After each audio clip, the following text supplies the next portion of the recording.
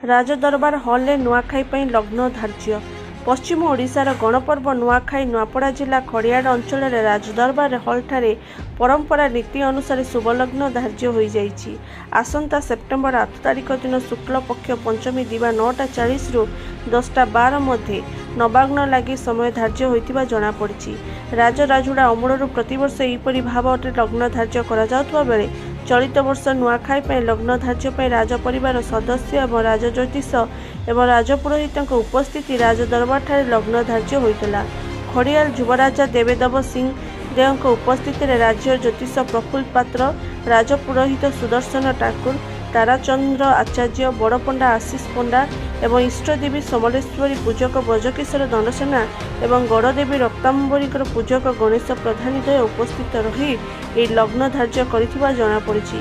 नुआखाईर पूर्वदिन खड़ियाल गड़देवी माँ रक्तांबरी एवं इष्टदेवी माँ समलेश्वरी निकट नवान्न अर्पण पर नुआखाई दिने मध्य राजपरिवार सदस्यों पर खड़ियाल जनसाधारण नवान्न खाइबा कहुଯାଇଛି। आमर देश स्वाधीन है दिन ठारू खड़िया राज दरबार में नुआ खाइबा लगी लग्न एवं समय धार्य होती। ए वर्ष आमर राज ज्योतिष प्रफुल्ल रथ, सुदर्शन ठाकुर एवं ताराचार्य एवं आशीष पंडा उपस्थिति रे आमर नुआ खाइबा लगी लगन एवं समय धार्य हो सारी।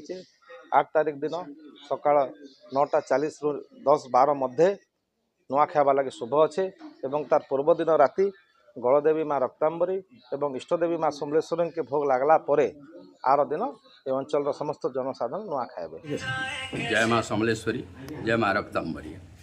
आज चलित वर्ष 2024 आम खड़ियाड़ राजदरबार रे समस्त भद्र व्यक्ति मानकर उपस्थिति, ज्योतिष पंडित मानकर उपस्थिति और युवराज साहेब देवदेव सिंह देव उपस्थिति और समस्त मीडिया भाई मानकर उपस्थिति रे आमे नवान्न भक्षण पर योग निर्धारण करूँ। आसंता 8/9/2024 रविवार ऋषि पंचमी ए वर्ष चलित वर्ष आसंता आमे 9:40 रु 10:12 मध्य आमर नवान्न भक्षण खड़ियाल अंचल समस्ते लागू हेब।